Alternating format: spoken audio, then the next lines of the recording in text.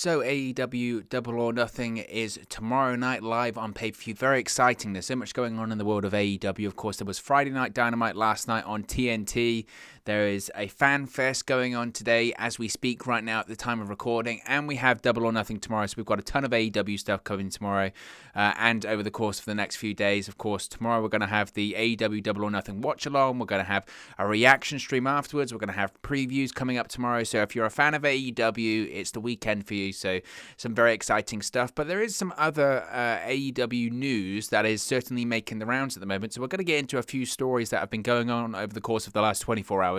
One being the AEW Spanish commentator Willie Urbina being released by AEW following an incident on AEW Dynamite. This is a pretty big story that's been breaking over the course of the last 24 hours or so. So according to Dave Meltzer of the Wrestling Observer newsletter, Spanish commentator Willie Urbina has been released by All Elite Wrestling. Now, if you're not familiar as to why, Urbina was caught on the hot mic of the Fight TV broadcast making fun of Asian accents during AEW Dynamite as the company was celebrating Hikaru Shida's one-year reign as AEW Women's World Champion. Now, during this hot mic piece, Willie Urbina was asked to do the translation for Hikaru Shida's promo, leading to him doing an impression of Shida and making fun of Asian accents and stereotypes. Now, Dasha Corette and Thunder Rosa were also on commentary for the incident. Now, obviously, I would love to actually play this for you, but one, I don't want to get demonetized, and two, I think it's no place to be doing this kind of language on YouTube, and I felt when I first said it, I was stunned, frankly. I mean, it's just, let's call it out for what it was. It was a racist accent, and it was abhorrent. It was behavior that's certainly not fitting of any kind of business, not behavior that's fitting of any kind of broadcast, and not behavior that's part of any part of society. It just isn't. Now, the exchange was translated, this is by Fightful, by Luis Pulido. Now, Alex Abrahantes says, do Shida, as in translate her promo. Then Willie Urbina speaks incoherently using a stereotypical Asian accent. Thunder Rosa says, shut up, holy crap. Willie Urbina continues with the accent. Thunder Rosa says, I will throw a pen at you if you don't stop. This was said in a joking manner. Dasha Corette says, stop it, you are mean, seemingly addressing Urbina and sounding very cross about it. Now, Urbina previously worked for Impact Wrestling and has done Spanish commentary work for New Japan Pro Wrestling. So, as I mentioned, this was a story that like I said, was certainly breaking, and AEW at this point haven't released a statement really addressing this. As I mentioned, it was something that was just breaking on social media. It was something that surfaced on social media last night. I don't know how many people listened to the Spanish broadcast of AEW Dynamite on Fight TV. I don't know. I don't know how many people listen to that. It kind of has opened up the discussion about the Spanish broadcast of AEW Dynamite. I've seen some people respond, because Dave Meltzer, as I mentioned, first broke the news. I've seen some people respond to this on social media saying actually the Spanish broadcasting of AEW isn't great. I don't know. I mean, I don't speak Spanish. I don't listen to the Spanish broadcast. I wouldn't know. If you do, you can let me know in the comment section below. I'd be fascinated to hear that. But I would prefer, if I'm going to be honest here, I would prefer that. And don't get me wrong, I think AEW have done the right thing in letting Willie Urbina go, because there's no way back from that. There's no way back from that. It's behavior that's just, again, abhorrent. It's racist. It's discriminatory. It's non-inclusive. I'll get there in the end. And it's wrong. It's wrong, and it was disgusting, and he deserves to get fired over that. That's a fireable offence. That's gross misconduct in any form of any business. That's gross misconduct. It has no place in society, let alone pro wrestling or anything like that. What I would prefer, though, and I'm sure they will address it at some point, but what I would have preferred AEW do in this situation is then release a statement, whether it's on social media, whether it's through their PR firm, whether it's through anything. I would have preferred AEW release a statement saying that this incident happened during AEW Dynamite last night. It was broadcast on the Fight TV on the Spanish feed of it. I would have preferred they said, look, we apologize. It goes completely against what we believe as part of AEW. We thought the behavior was abhorrent. Willie Urbina, or the person responsible for this, has been released, and there are going to be ramifications in terms of X, Y, Z, everything else. So I would prefer that is the case. They haven't done that as of yet. The only thing I can think of about it is they're giving themselves some more time. I have to remember that obviously they do have Double or Nothing tomorrow, and there's no doubts after Double or Nothing. Well, there will be after Double or Nothing. There'll be the Double or Nothing press release and press call. I mean, it's not going to be a call anymore because there's actually journalists in attendance, but they're going to be the press scrum after the show, the post Double or Nothing press scrum. And there is no way that Tony Khan or whoever doesn't get asked about that question during the post-show media scrum tomorrow. So they'll comment on it at some point. They're not just going to fire the guy and not comment on it. They'll comment on it at some point. Again, I just would have preferred that they released a statement saying that they apologize, saying that they've the person responsible they've let go. I mean, it's not the same at all, but in a similar vein to how WWE handled the trash bag situation with Mickie James a couple of weeks ago, in that it made the rounds on social media, and then WWE not only fired obviously the person's responsible for that, they also released a statement apologizing to Mickie James, obviously apologizing to anyone that was offended or had been affected by this in the past, releasing a statement saying that they were upset and ashamed about this, and they would do their best to investigate it and try and ensure that that doesn't happen again in the future. I think AEW needs to do something similar for this incident. I think this incident's far worse as well, by the way. And not that it's a competition by any stretch of the imagination, but I feel that AEW need to probably do a bit more in this situation. Again, firing the guy is fine, but they also need to apologize to Hikaru Shida publicly. I'm sure they've apologized to her privately, but it probably would be benefit that they apologize to her publicly. It also would be worth, apologizing to anyone that was offended. Remember, this was broadcast live. Who's to say that there wasn't someone listening or watching that Spanish feed that heard this? That was greatly offended by it. Certainly the clip that's been floating around and going viral on social media certainly would have offended a lot of people. Certainly people in that company surely would have been offended by that stereotypical accent and this, the mocking that Willie Urbina did. And I feel that there needs to be some form of an apology to go with that. So maybe we'll see that over the course of the next few days. I just would have preferred if that was faster, but they've certainly taken action here, and it's the right action nevertheless. Let's move on and talk about the promo by AEW President Tony Khan last night. Now, I mentioned this earlier on today, and I mentioned it during the SmackDown reaction stream last night, that I was going to talk about this because obviously lots of people are talking about this. So AEW President, CEO, General Manager, and Head of Creative, he's got those titles in, doesn't he? Tony Khan took to Twitter yesterday evening, and he issued a message to WWE President and Chief Revenue Officer Nick Khan. Now, it's been noted, and we spoke about here on the channel, it's been noted by multiple sources that WWE President Nick Khan has been negotiating with New Japan Pro Wrestling since late March or April about WWE possibly becoming the exclusive North American partner for New Japan Pro Wrestling. Now, these talks have also had to do with Daniel Bryan possibly working with New Japan in the future, but the AEW boss lashed out about this and said there's only room for just one Khan in the world of professional wrestling. Now, in a tweet that was released yesterday evening, Tony Schiavone introduced Khan as they prepared for the Friday Night Dynamite show on TNT, which of course was the go-home show for Double or Nothing tomorrow night. And this is what Khan had to say. I loved it, by the way. He said, "Thank you very much, Tony. I appreciate it. Mr. Schiavone, as we get ready to go live tonight on Dynamite on TNT, I just want to address as the forbidden door. I read in the Observer today that New Japan Pro Wrestling has had talks with WWE's President Nick Khan. Well, Nick, I have to say, if you've been talking to New Japan Pro Wrestling for 2 months, you've gotten a lot done. In just the last 2 weeks, I've had Yuji Nagata, Ren Narita, and Rocky Romero on AEW. I've reunited Roppongi Vice. I've had the New Japan IWGP United States Champion Jon Moxley defend the title successfully on our show, retaining it. I have future plans with New Japan Pro Wrestling for the United States title. So you must have really got a lot done in the last 2 months, Nick.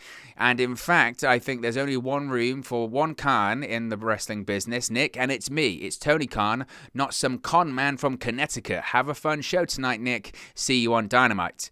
I thought it was brilliant. I thought it was great. I was, I was just about to say that I was surprised about how divisive it was on social media, but I'm not. I'm not surprised with that because look. For some reason, even though at this point Dynamite this week isn't even on Wednesday, and NXT isn't on Wednesday anymore, but there is a tribalistic quality, this weird tribalistic quality of pro wrestling fans on social media, and I don't really get it. For some reason, if they don't like AEW, they have to, when AEW does a tweet, they have to comment it telling everyone how much they hate AEW. Or they have to tell everyone how this promo was cringy and it was terrible and it was rubbish and Tony Khan's just being a mark. Tony Khan's a money mark. All he cares about is he's being worked by the Observer. He's being worked by WWE. You're so out of your depth, Tony Khan. It's like, come on. Everything isn't like tribalistic. Everything isn't, oh, I have to bash this company. And I'm not an AEW mark. I'm a fan of WWE. I'm a fan of AEW. I'm a fan of pro wrestling. I've criticized AEW for a ton of things, particularly the way that they've booked women's wrestling, particularly maybe some of the way that they've handled things like concussions and maybe not a huge amount of transparency from a wellness policy, all those kind of stuff. Tag team psychology. Referees, there's tons of stuff you can criticize AEW about, but guess what? There's tons of things you can criticize WWE about, and Impact Wrestling about, and MLW, and New Japan Pro Wrestling, and Ring of Honor, and there's tons of things you can praise all of those companies for, because you can like what you like and you can don't like what you don't like. And I'm not going to criticize anyone for having an opinion, but some of the vicious attacks that came out from this last night of, Tony Khan, he's a money mark, and all this blah, blah, blah. And I felt that people were looking at this and they were missing the context. If you saw when this tweet went out in the first 10, 15, 20 minutes of SmackDown being on the air on Fox last night. You have to remember when Dynamite was airing and the date that it was airing. Dynamite usually airs on Wednesdays from 8 to 10 on TNT. This week, because it was preempted by the NBA playoffs, it aired on a Friday from 10 to 12. It's on a different night in a different time slot. So what did they do? They capitalized on something that's in the news, this WWE and New Japan Pro Wrestling rumor that started up in the Observer. They capitalize on that. They make sure that they video this and they post this promo when, at the time on social media where traffic is high for pro wrestling fans because they're watching SmackDown, which is the most viewed show every single week because it's on network television, because it's on Fox.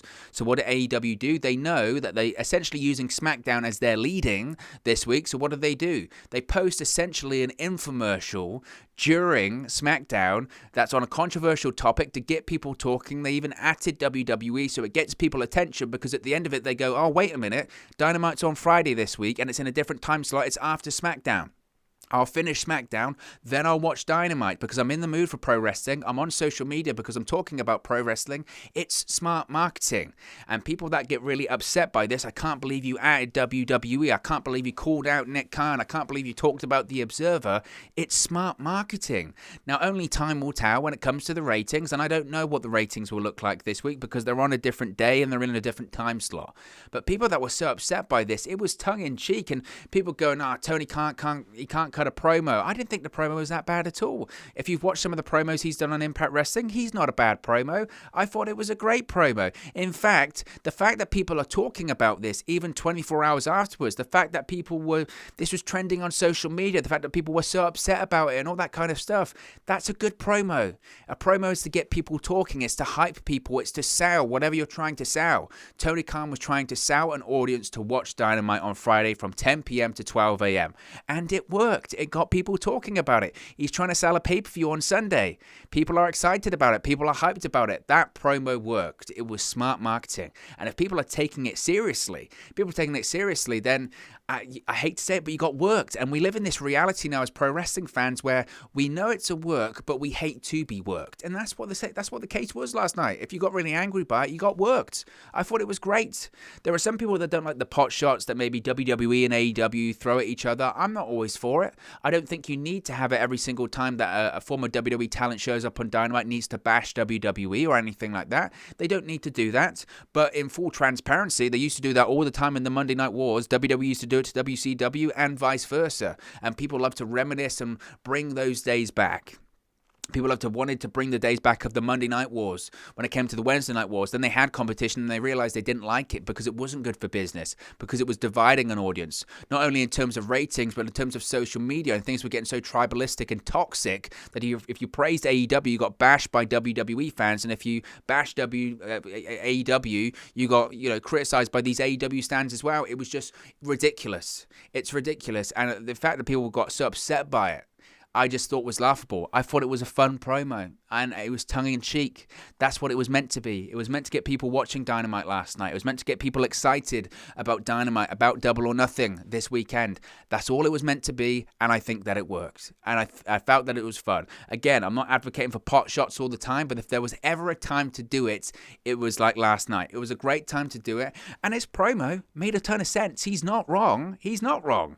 He's talking about this report comes out saying WWE were negotiating with New Japan Pro Wrestling. We've been doing it since March or April. Well, in the last few weeks, it's been very New Japan heavy on AEW Dynamite and on AEW Dark Elevation, all that kind of stuff. So Tony's right. Your negotiations are obviously going well, considering they're still working with us. So I thought it was fine. I didn't have a problem with it. And in fact, I enjoyed it. And I know people went, cringe. You're trying to be cool. You're trying to be this, trying to be that. Just, dude, sometimes I don't, some people just, and I know you might say, well, it's ironic you're being hypocritical because you're criticizing these people and you criticize WWE and you criticize AEW. I feel like some people, there's no validity behind it. You can criticize anything, I think, as long as you've got points to back it up. It's like a good argument. If you've got points to back it up, I'll see your opinion and I'll go, I don't necessarily agree, but I respect your points there. But when people can't back it up with anything, that's the frustration for me. They'll go cringe. You go, why? Well, he thinks he's a wrestler. No, he doesn't. He don't think he's a wrestler. What is he stepping in the ring? What's he, Vince Russo, booking himself to win the World Championship?